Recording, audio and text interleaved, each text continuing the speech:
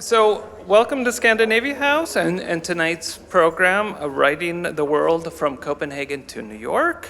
This program presents the work of four talented early career authors who have been selected by their faculties at the Forfatterskolen in Copenhagen and the Columbia University School of the Arts in New York to represent the best of the new writing in Danish and English. The authors are Sophia Acuña, Krista Fobian, Patricio, Hernández, Palazuelos, and Krista Winther.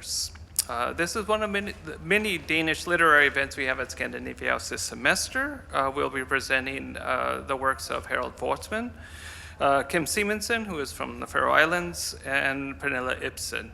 So please visit scandinaviahouse.org for everything that we have on offer. We also offer film screenings, concerts, exhibitions, children's activities. Moderating tonight is Katrine Øgaard Jensen. She is a poet and translator of Danish literature. She is a recipient of several fellowships and awards, including the National Translation Award in Poetry, the Kenyon Review Peter Taylor's Fellowship, and the Danish Arts Foundation's Young Artistic Elite Fellowship. And she held Elfield's National Grant from the Danish Translators Association and has been a finalist for the Best Translated Book Award and the PEN Award in for Poetry and Translation. Excuse me. Ancient Algorithms is her collaborative poetry debut of mistranslations with contributors from Soweto. Oh, sorry, you're going to have to say that name. Who is it? Sophia? Yes. Yeah. I have new glasses and I can't read close any longer, so I'm struggling. Yeah, it's a lot of names. So. It's okay, they can look up Yeah, the book. It's called Ancient Algorithms. Exactly. Katrine's translations also included The Third Millennial Heart, published by Action Books in 2017, Outgoing Vessel, Action Books in 2021, and My Jewel Box, Action Books in 2022, all by Ursula and Kara Olsen, as well as The Most Beautiful, To the Most Beautiful by Mette Morstrup. By Coem Press in 2024. She currently serves as the executive director for the American Literary Translations Association, ALTA. So please do welcome Katrine and the rest.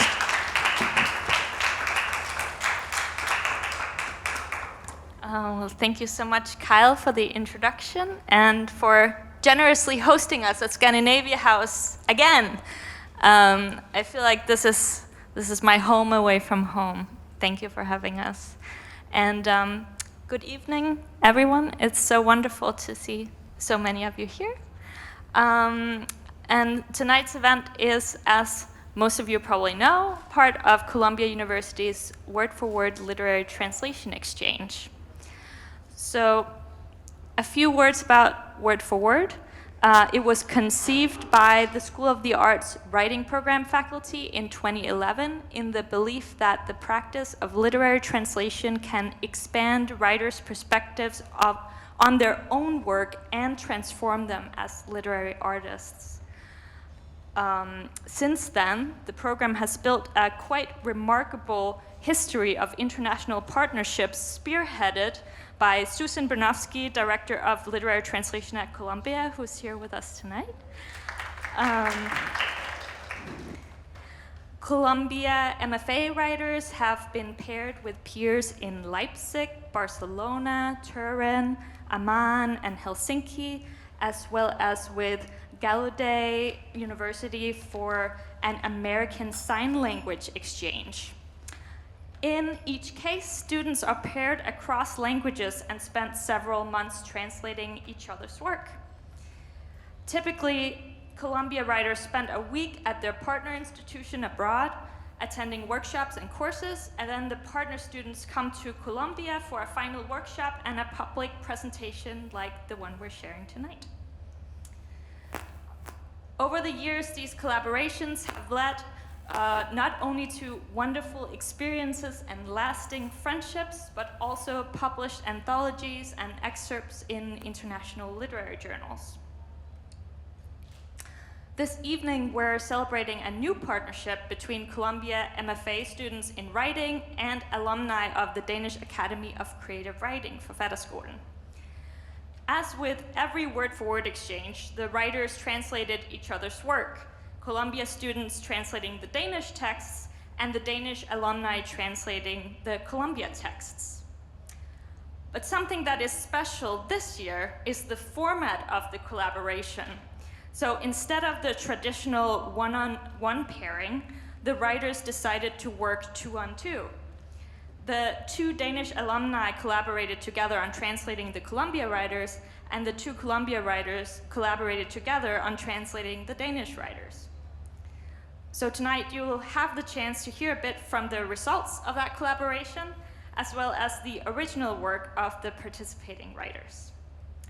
We'll begin with readings from our participants, and afterwards we'll have a short discussion and open the floor to questions. And I hope you will stick around for some wine and mingling afterwards. Our first reader tonight is Krista Winther, who graduated from the Danish Academy of Creative Writing this summer. Her texts often reflect upon intimacy, loneliness, and being part of a community. Please welcome Krista.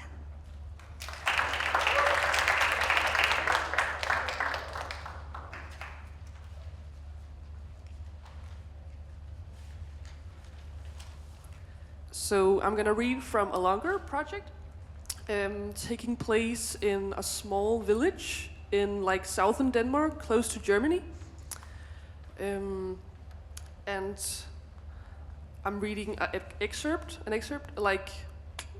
taking place in the middle of the manuscript. Jacob was wearing sunglasses when he opened the door. I was just reading in the garden, he said. Come. There was a rattle from the shed. He was finding another sun lounger. I sat down in his. There was a book open, The Sickness Unto Death. My parents were at a big meeting in Sion and Skærbæk. I biked quickly on the empty road to Jacob once they left, so I was winded. He was wearing a t-shirt and a pair of Hummel shorts. His legs and arms were pale. You want a Jolly Cola? He asked as he brought the chair out. To drink a Jolly Cola or not to drink a Jolly Cola, you'll regret both, I said. I'll take that as a no, he said, sitting down. He folded his hands under his neck. I said that it was actually a yes, so then he got up to go inside. The book was full of notes in the margin and underlined sentences. Somewhere it said, First Book of Moses 21:14-21, the desert as a metaphor, and 2 exclamation points. His handwriting was sloppy, as if he couldn't keep up with his thoughts. A card fell out. Looking forward to hearing more. See you later. God bless Højlund. Jacob came up with the cola bottles. He had put a striped straw on each of them. His face was shiny with sunscreen as he handed me one. It was cold and damp. I once tried to read it to impress my history teacher, I said, pointing to the book. But I only read the first few pages, then I couldn't get any further. He shook his head and smiled. I said that I'd started reading a novel instead, one of the classics, but I never finished it either. He made a rolling sound as he drank cola through the straw. He asked if I read novels often. No, it's somehow too much, I said. What do you mean? I fiddled with the label on the cola bottle, which was wet with condensation. Sometimes when I read, it sounds strange. It's as if I'm no longer myself and I'm not the characters either. I'm nobody. I'm just watching the story from somewhere else. And then I get the feeling that, or it dawns on me, that everything is real. Jacob's sunglasses reflected the light. Behind them, I could faintly see his eyes. I looked down at the grass and hesitated. And at the same time, I become aware that I'm me. I am really me, it scares me. I don't know why. That's how it is sometimes, also when I pray. Jacob pushed his sunglasses up into his hair. He looked at me calmly before lowering his gaze again. It looked as if he was thinking. He nodded slightly. There was a tension around his eyebrows. A drop of condensation ran down my bottle. Then he turned his gaze toward me. What is it like when you pray? He asked. I hardly ever pray, I said. But when I do, it's inside myself. I don't like hearing my own voice. It just disturbs me. And once I start, I always feel like stopping again. It's as if I immediately sense something, a resistance, or I become restless. But sometimes I keep going and then it goes away. Or maybe it's still there, but I just let it be. It can be difficult to pray, he said. Why? I think there could be something frightening about standing before God, like looking someone in the eye you might want to look away. He paused. Or sometimes I can't really concentrate. There's something insignificant I keep thinking about. I sucked up the last of my cola, which had gone lukewarm. But I feel that way. I think you don't sense that resistance, I said. And there was a silence again. No, he said, I probably don't. But that doesn't make my prayer better than yours, Marete. It felt as if something heavy was weighing down my body, and at the same time, something was lifting me up inside. I saw the shadow of a bird flying over the garden, a brief fleeting shadow on the grass. He said, look, and he held out his sunglasses and put them on me. The resin was still somewhat warm from his face. A little later, he said he wanted to show me a book. We went into his study and he ran his finger along the spines, muttering as he searched for it. It wasn't there, he said. Maybe it was upstairs. He'd be back in a minute. There was a record player on the dresser. I browsed through the records in the box. It was mostly classical music. I imagined Jacob listening to it while he read, occasionally stopping and looking up from his book because there was a few minutes he particularly liked, closing his eyes. There was a record with step by step written on it. I put the needle on the record. If you do want me, give me a little shelter. If you do want me, don't let me long, girl. Jacob appeared in the doorway, blushing a little. If you need me, show me that you love me. I looked at him while the music played, feeling my face grow warm too. He began nodding to the rhythm of the music. There's just one thing that you should do. Ooh, ooh. He stepped onto the floor and danced. There was a lightness that filled my whole chest. I laughed. Jacob moved his hips a little stiffly, turned around, looked at me, and then looked down again, waving his arms. You could tell it was a Danish cover. They sang "Fing" instead of "thing." And I started dancing with him, the smell of fresh sweat and sunscreen hanging around him. Like this, I said. You have to do it like this, and showed him how to move his hips back and forth to the rhythm. Like this, he asked. Thank you.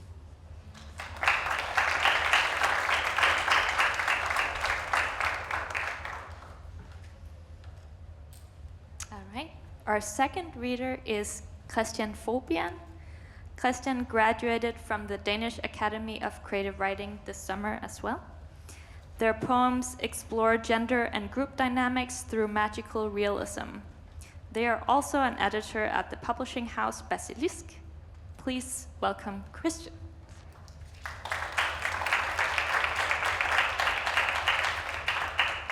Thank you. And thank you all for showing up. I will read some poems for you tonight that Sophia and Patricio translated. I will begin with reading one of the poems both in Danish and English, and afterwards I will continue by reading the poems in English, the English translation. Mudder mod bækkenet, et slag i maven, et skub i ryggen. Er det had eller indebrændt begær, der flyder mellem os, når vi slås? Drenge, ønsker I mig død, eller ønsker I mig for jer selv? Jeg spørger, fordi jeg er i tvivl. Når I savler sådan, når I proster sådan, når I slår. And then the same poem in English. Mud against the pelvis, a punch in the stomach, a push in the back. Is it hate or is it pent up desire that flows between us when we fight? Boys, do you want me dead or do you want me for yourself? I ask because I can't tell. When you spit like that, when you pant like that, when you punch.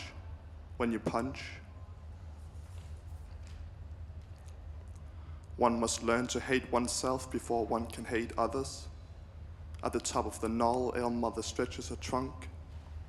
At the bottom lies the buck lake, open like a mouth.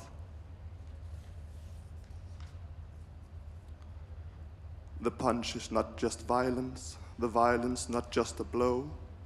I slurp the buck water, filling my throat with buck juice. The buck lily slushes, the gender sticks to the body, causes the steps to splash, causes the crutch to tangle in the myrtle branches. See how the fingers meet, hear how the fists furl. Come on, boys, show me how violence unites. The way out of vulnerability is through the violence. A tunnel, in violence, out destruction. I will not stand alone with the destruction. I will not stand alone in the destruction. I will not stand alone.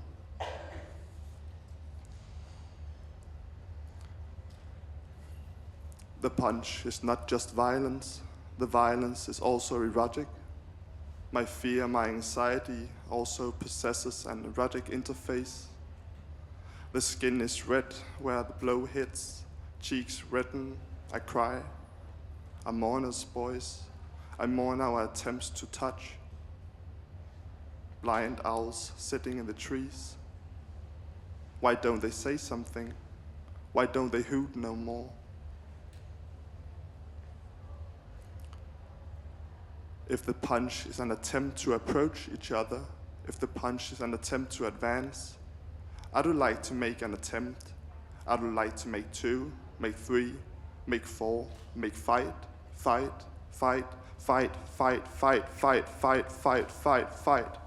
you, my boys. Some must perish for others to rise. In charity we take turns and maim a newly hatched boy. Let him squirm like a little worm. The evening sun causes the shadows to shift further in between the trees. I lie down on the peat moss, lick the boy's knuckles clean of salt. My tongue is smooth, and my breath damp. There are unspoken ways to strike.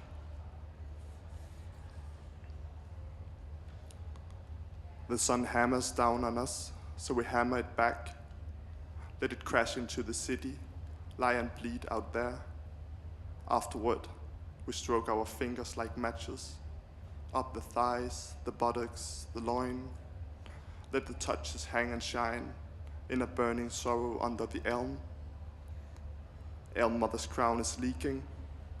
She lets the darkness flow down between the branches, trickling, turning off the light.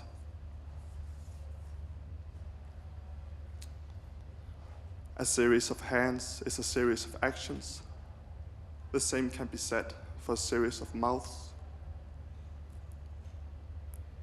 We line up at dusk, forming a chain of bodies. One body can hide, another can hide, a third. In the same way that one action can hide, another can hide, a third. To focus on the last link in the chain would be naive, would be destructive, would be exactly what we would choose to do. Violence is action and violence is lack of action, like a silence, like a hush in the darkness between us. Boys, why are your fingers buzzing? Boys, why are you gasping in your sleep? The boy's eyes are new moons in the night. A blow without sound, no sobs.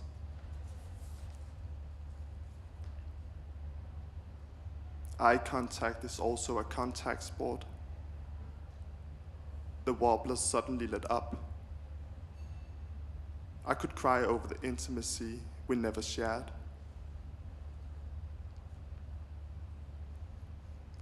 Mother looks down at us. Well, sweet boys, do you know at all what they say about you?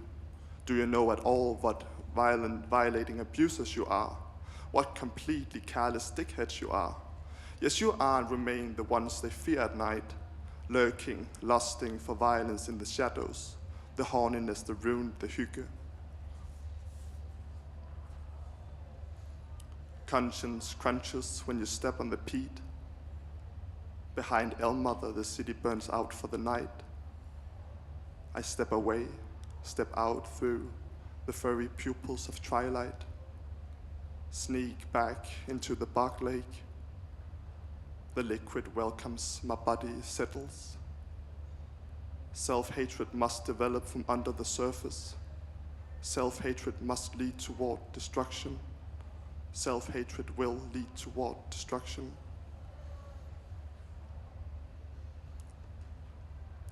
Self-destruction is our only way to show self-care. Hvad fanden is this death drive, boys? Who the fuck installed this mechanism in us? I lie myself down by Mother's trunk, the bark damp and furrowed.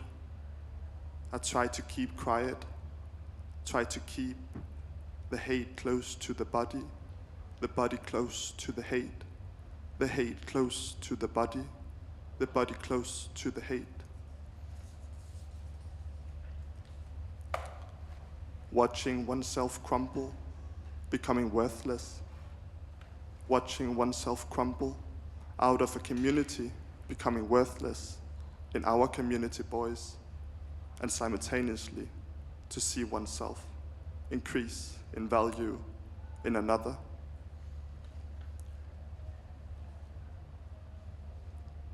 Cotton grass and sundew, standing silent and staring up into the night. Tell me, please tell me, how do we share self-destruction? How can the self-destruction come to include more than myself? Thank you.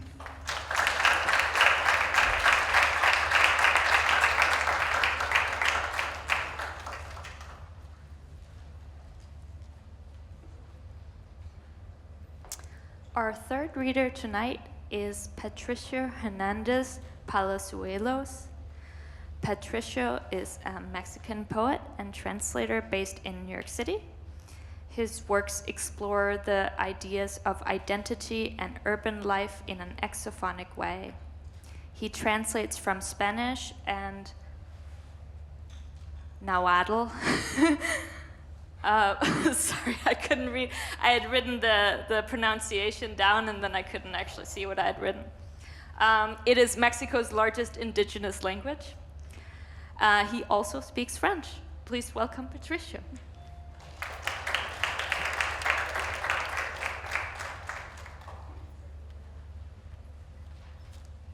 Makwali Yowali.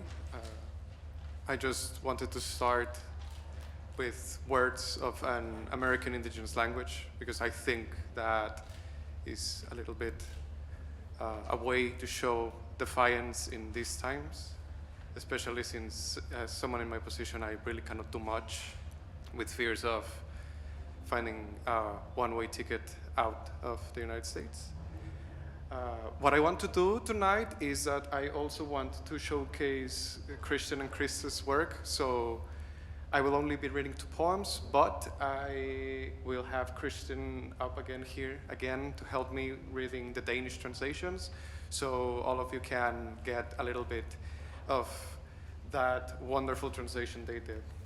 So please, Christian, come on in.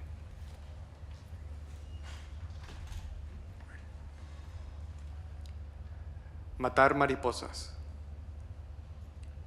Mine hænder er blodige og ømme af at udhugge ansigter i vulkansten. Min mejsel har mistet sin skarphed. Det var nok ikke længe, før den knækker under presset fra et arbejde, der endnu ikke er udført. Mira cómo va una mariposa sola en el aire. La suave mano de los vientos la cargan por las densas nubes de tormenta. Se, hvordan sommerfuglen flyver alene. Vindens blide hånd, der bærer den gennem de tætte stormskyer. Det er en logisk konklusion at tro, at knogler ville knække i mødet med bjergets hårde overflade. Men at knogler pludselig bliver til støv, når de berøres af en lille sommerfugls fødder, er mildest talt uventet. Sus alas tienen un extraño patrón. Es un espejo, un fractal y un vitral donde la luz no se divide. Es la galaxia que gira hasta el final del universo. Dens vinger har et mærkeligt mønster. Det er et spejl, et fraktal og et glasmosaik vindue, der ikke deler lyset. Det er galaksen, der roterer til universets ende. Efter at have bygget tumbansinen, håber jeg blot på en blidere verden, hvor ilden, der bæres på natsværmerens vinger, flår kødet af dem, der glemmer at frygte. Lad dem frygte natten, hver skygge hungrer efter deres lemmer. Veo el infinito, las nebulosas y las estrellas chocan entre sí. Todo se acaba y todo renace. Si estas alas se rompen, que nada me absuelva. Citlalpapalot intlactipac. Jeg ser evigheden, tågerne og stjernerne støde sammen. Alt ophører og alt genfødes. Hvis vingerne knækker, må intetheden tilgive mig. Now, the original. Matar mariposas. My hands are bloodied and sore from carving faces out of the volcanic rock. My chisel has lost its edge. Probably it won't be long before it fractures under the pressure of a task that is yet to be completed. Mira cómo va una mariposa sola en el aire. La suave mano de los vientos la cargan por las densas nubes de tormenta. It is a logical conclusion to think that bones would break when met with hard surface of the mountainside. Bones abruptly turn to dust when they are touched by the feet of a tiny butterfly is unexpected, to say the least. Sus alas tienen un extraño patrón. Es un espejo, un fractal y un vitral donde la luz no se divide. Es la galaxia que gira hasta el final del universo. After building this zompantly, I just hope for a gentler world, where the fire brought on the wings of moths cleanses the flesh of those who have long forgotten fear. Make them scared of the night. Every shadow hungers for their limbs. Veo el infinito, las nebulosas y las estrellas chocan entre sí. Todo se acaba y todo renace. Si estas alas se rompen, que la nada me absuelva. Citlalpapalot intlactipac.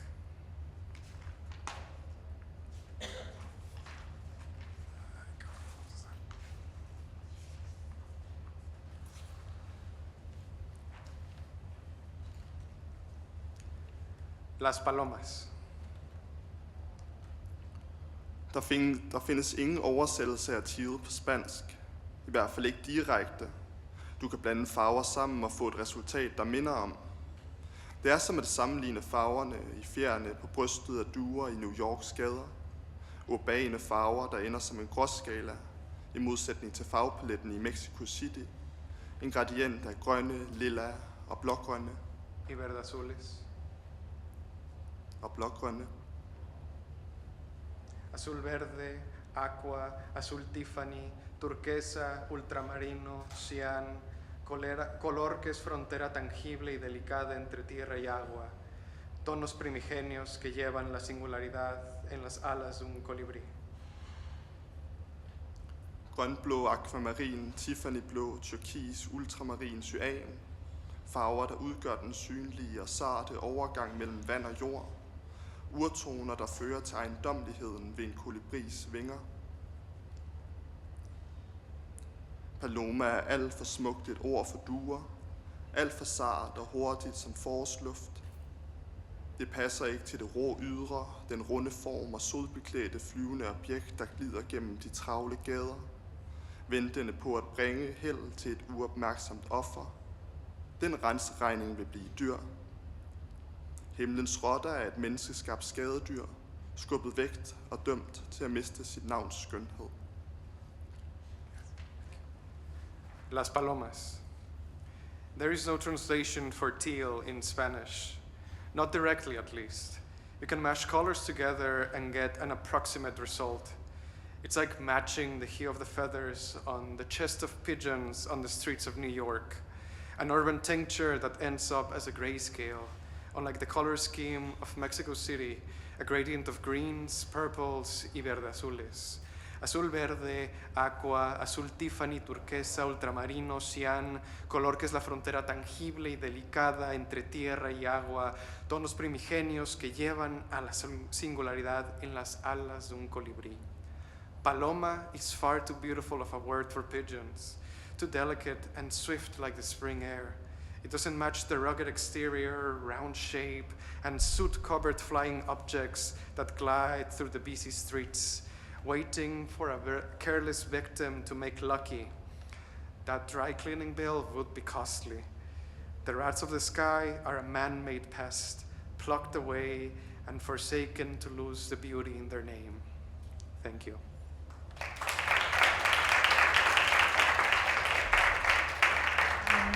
I will now ask you a few questions before we open it up to the audience. First of all, I love how you all rebelled against the regular way of doing this exchange program by deciding on a 2-on-2 format instead. Can you talk a bit about how you arrived at this way of translating the texts and how it just worked on a basic level? Well, can you hear me? Long story short,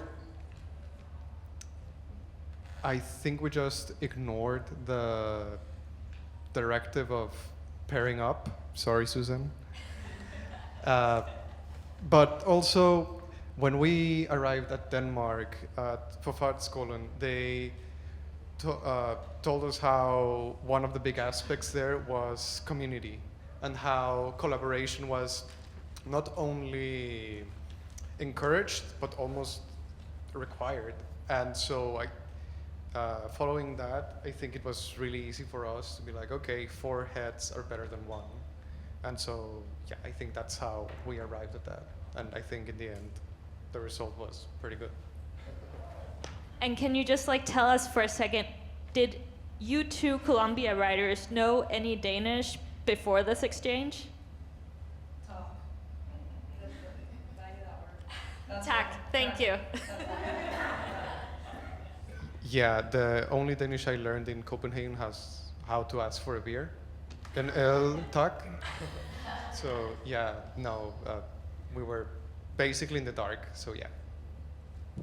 And what was it like for, what was it like for you to translate from a language you didn't know? And second part of that question is for Christian and Krista, what was it like to be translated by someone who didn't know your language? Is this right? Okay. I think I enjoyed not knowing the language because it made me look at a word as a sort of object, which was cool because, like with Christian's piece, words do feel more like objects than with other poems or works that I've read. So it was like a really nice entrance into translating, where we would just spend a lot of time, word for word, and then going back, afterwards. But Yeah, in my case, I had the experience of translating from a language I didn't know. There's this translating community that came out from the mind of people in Leipzig and former Columbia students. Shout out to translating. and it was translating from German into English. I also don't speak German, but that primed me first with the purposely doing a mistranslation to be kind of the approach. But I think what was different here is that instead of trying that approach and in some sort of sense taking the easy way out, I think me and Sophia both decided like, okay, no, we're gonna tackle it head on. And I think one of the big things that helped us was having the support of Krista and Christian, and having like that direct link between us really helped with any doubts we would have, any places where we would stumble or where we get stuck. I think just being able to work as a collective helped us like accomplish the task, I think. Yeah, it's kind of amazing actually, because you were like completely in the dark in the beginning. We didn't like, Patricio and Sophia did the raw translation by themselves, and then we worked on it afterwards, and the mistranslations, we worked on those and all that. But like, you were completely in the dark, so we had no expectations to what would like be the outcome. Yeah, but then afterwards we like got together on Zoom calls, especially after you left Copenhagen, and we did a lot of work back and forth. Yeah, talking about it.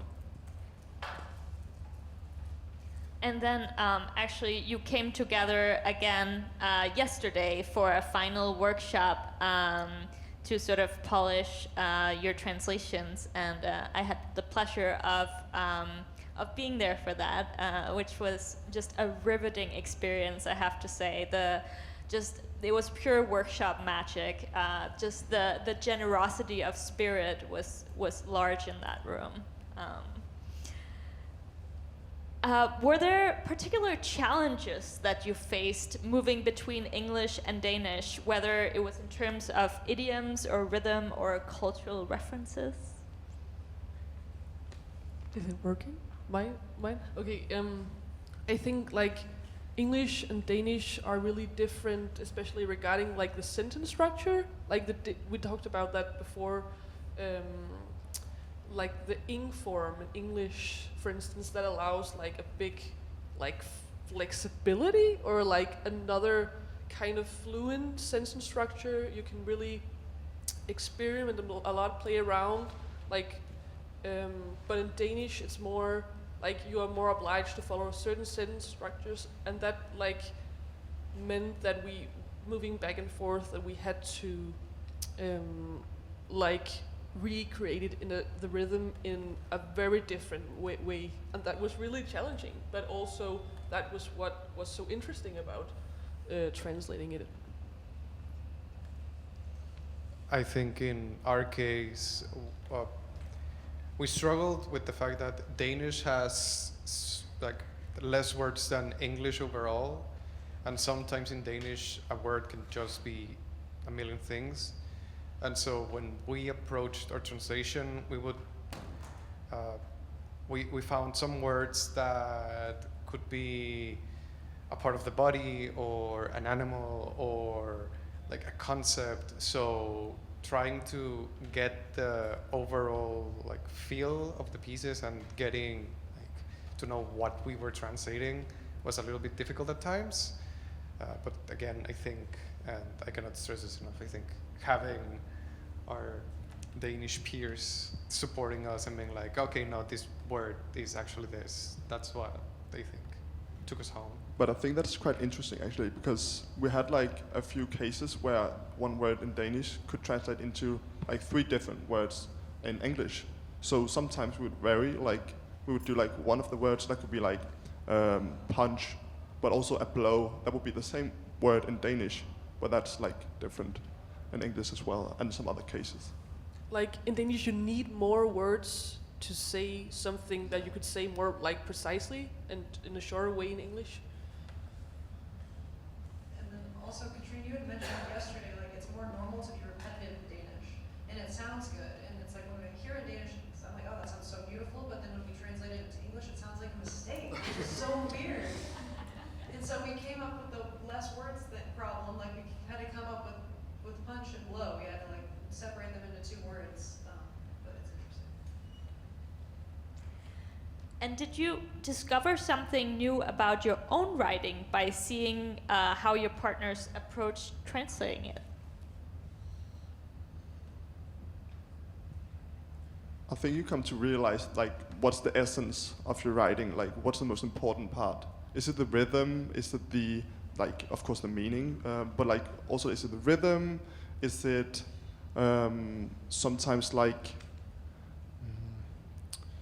is it sometimes like a specific sentence that you want to keep directly, or is it like you could combine some sentences, but you need to work together to figure that out, because otherwise you would just like do a complete mess, honestly. So I think like we did something, like sometimes we just translated like with a lot of freedom, more radically, but then you need to take a step back and to discuss it. Is this like important, or could this image be like this image instead? To also like, as you talked about earlier, to like reflect upon like cultural references and such.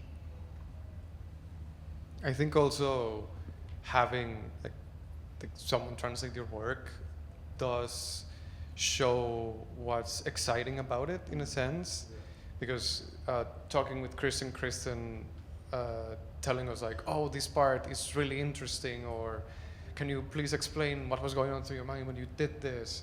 Kind of like, I think that's something that as writers we're sometimes blind to, getting those little things that we just take for granted, and then it's like, okay, I just wrote it like that, whatever. But then when someone approaches you and is like, hey, this part, specifically this thing, this insignificant thing to you, for me means a lot. And I think that's one of like the wonders of something like this, getting to find that excitement for your own work that you might just be blind to.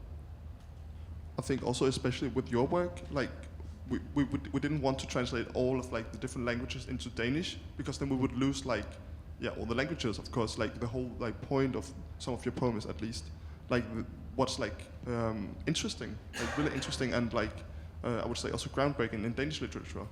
So we wanted to do like, also that's why we did this back and forth reading, I think, at least.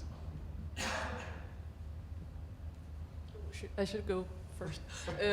I think it was extremely inspiring for me as a writer to like to see how to like recreate like the rhythm and the sentence structure that I'm like interested in a different language. Like that, like to be a good translator, you have to be a good writer, and I really think translation makes you a better writer. And also the like mind expanding thing about translating, that you kind of take a step back from the text and then get to see it with like, especially because we translated as a group, like to get to see it with like 4 different pair of eyes that all melt into each other, and that was like a really kind of crazy experience. In another way, it was like the most intense workshop I feel like I've ever been inside of. Like, the amount of times Krista's been like, why did you put this part of the clause here? Like, why is this on the end of the sentence? And I have to be like, okay, I think I did it because of this. And it was like, it put heat on literally every single decision made, which was like really useful for the whole process.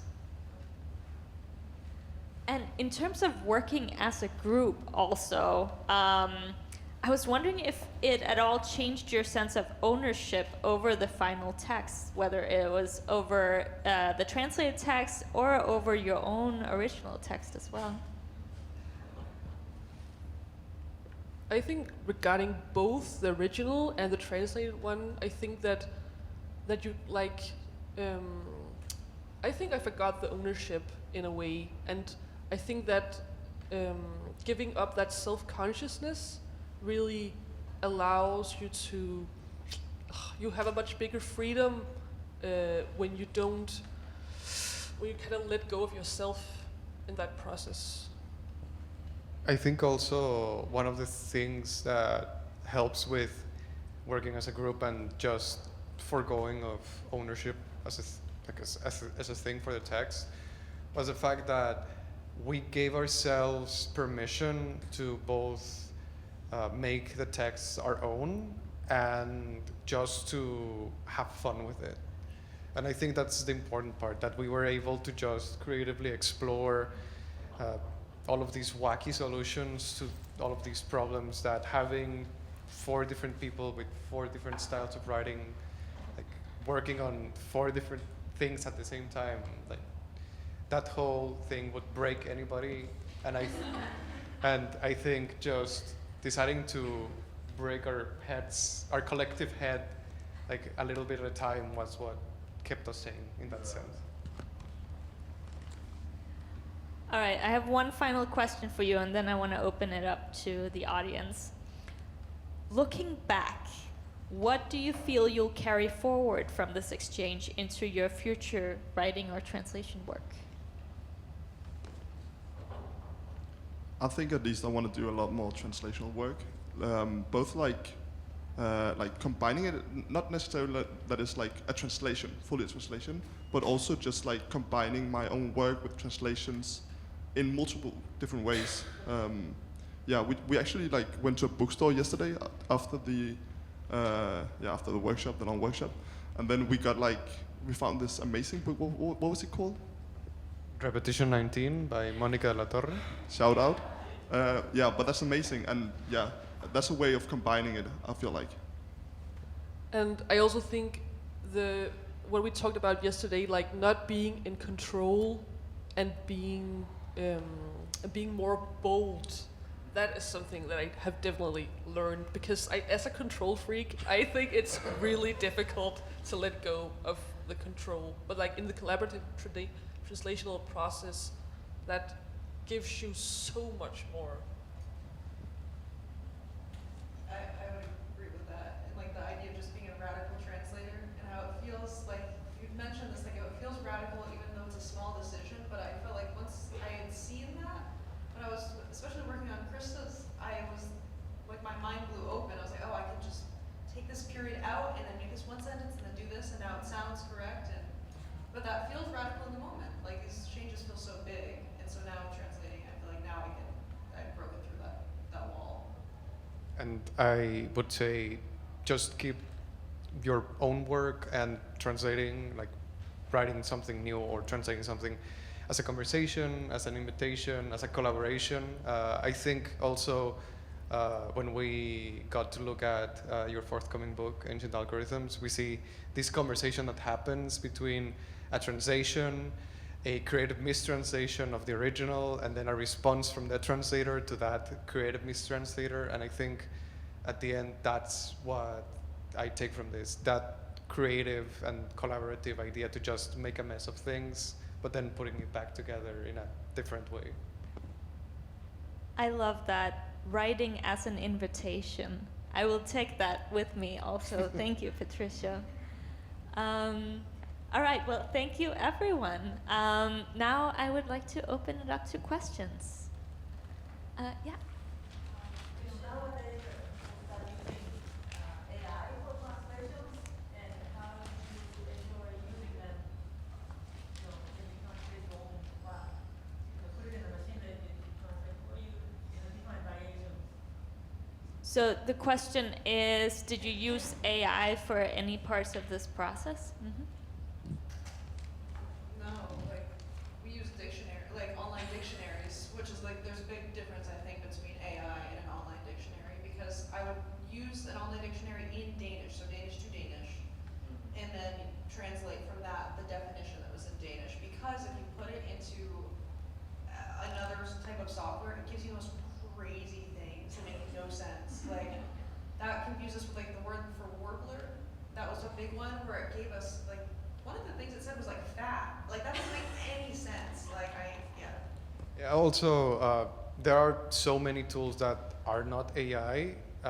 We found this like online dictionary that if you have the language and you put just one word, it gives you the context in what it might be used and the likeness that in this context it is this type of word. So the word for warbler, the Danish was sivsange, and when we put it in like a Google Translate, it came up as a million different things that didn't have anything to do with a warbler. But when we put it into this like context, like translator, exemplifier, it started pointing at things, especially with singer at some point, like someone that sings. And so and then the first part of the word sev, it said read. So we're like, oh, maybe it's some other character like Elm Mother. And so that's, yeah, but no AI was used in the making of this translation. I like that though, I like that.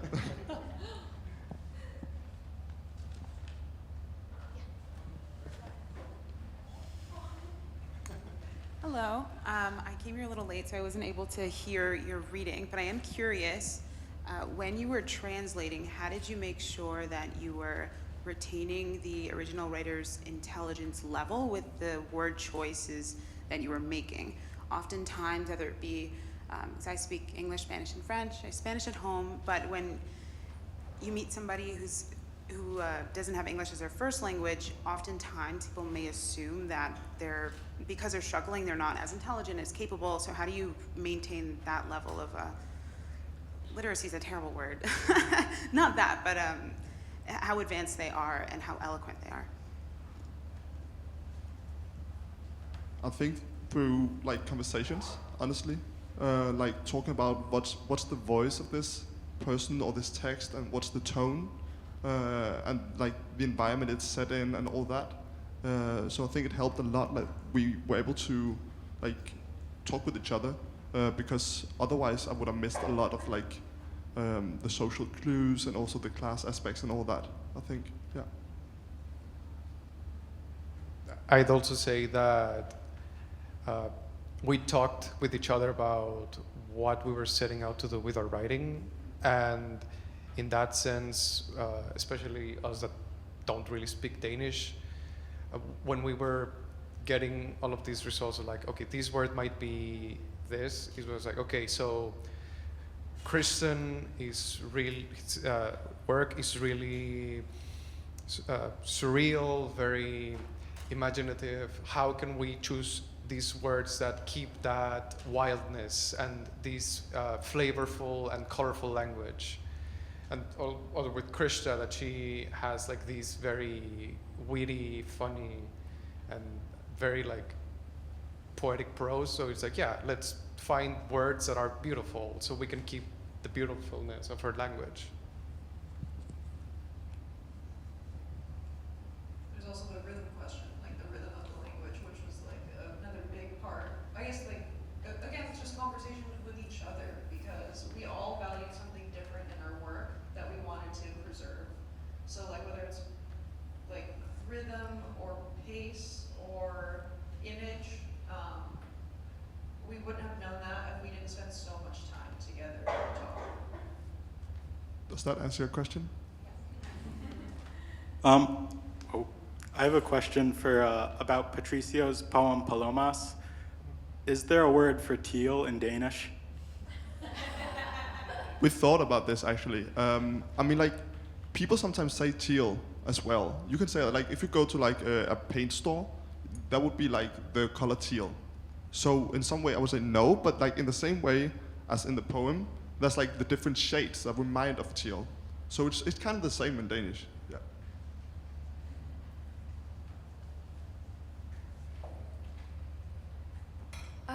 Did you find that you were inspired by each other's writing as you went through the process, and how did that change the pieces you were working on? Yeah, I just copy Christian now. That's what I Yeah, definitely. I think it is certainly a privilege to share like, this panel with such talented and amazing writers. And I like when Sophia and I were going through a process of translating Christian's piece, we were fangirling out of like with every single thing. It's like, of course, this is Christian. Like this is so good. Yeah, like it's corny, it's cheesy, but that's the truth. Like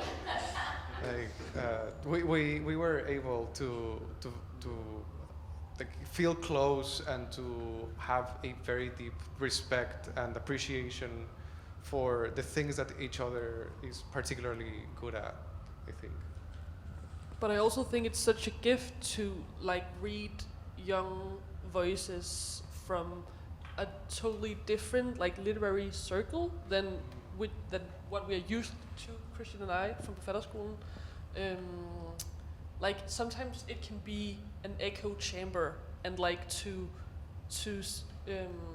experience something so different that really, it's a cliche, but it broadens your horizon a lot.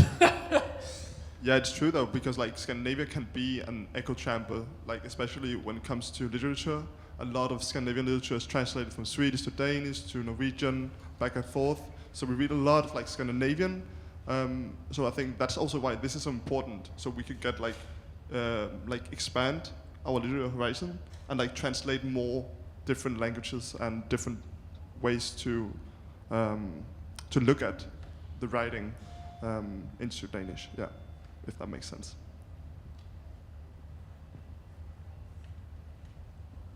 So I love the part about collaborative, the word that we need more in the world. But have you thought about writing something together as a group?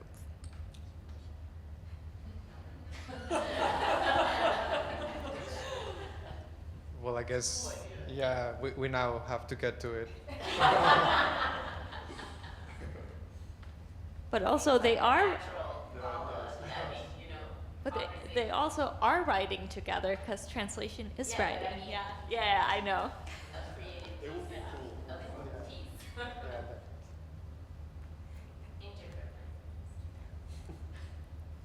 This was so exciting.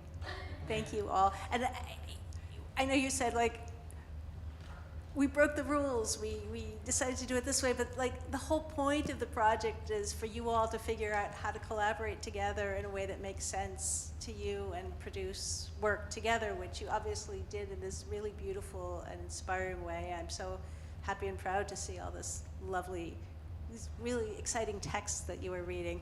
I have various questions. I'm going to put maybe two out there, and you could take them as you will. I would love to hear from Chris and Krista more about how collaboration works at Forfatterskolen. I'm curious about, if there were other ways that you, based on what Christian just said, ways in which you bumped up against coming from different traditions, literary traditions, as you were doing the projects. All right, maybe that's enough for now. Thanks. Yeah, so at the Forfatterskolen, we, every week, we read one of the students' texts, and we discuss it, of course, during 3 hours of just sitting there. But also, we had some different workshops, you could call it, where we do collaborative work. Sometimes we do we'll write poems together. We can do that, for example, as you mentioned. Yeah, but I feel also just the sense of being very open towards others and others' opinions, that can be both, sometimes that could be too much as well, because you will who am I even, if you listen too much to others. But I feel I feel that's a very Forfatterskolen thing, to be super close, and everyone is commenting on everyone's piece and such. Yeah. Yeah, because when we have the workshops, we are not allowed to comment on our own text and what other people comment on it. We have to be silent. Text, the person who brings the text into the room, that makes you take a step back and then see the text from the other people's eyes. Yeah, and that's really, that can be really difficult, but also, yeah, you can learn a lot from it. Yeah, there's also been some criticism about Forfatterskolen, because you can be also influenced by each other in that way around. So yeah, I would say you need to work together, but then you also need to figure out what's the sense of my work. What do I as an individual want to do? Yeah, if that answers the question.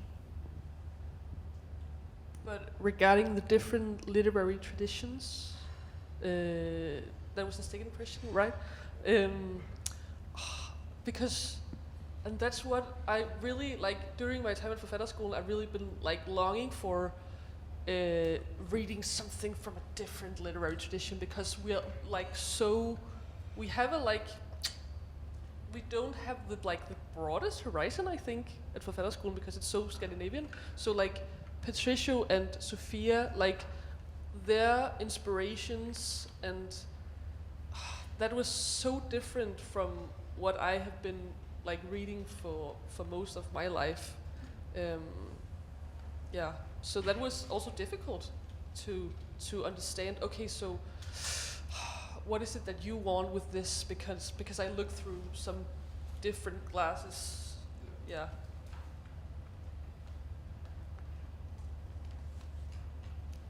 All right. Is there a final question? Otherwise, we can move on. It doesn't look like it. Okay. Then I would like to invite everyone to stick around for some wine or seltzer, and we'll be here to talk and mingle. And thank you everyone for coming, and thank you to our brilliant writers.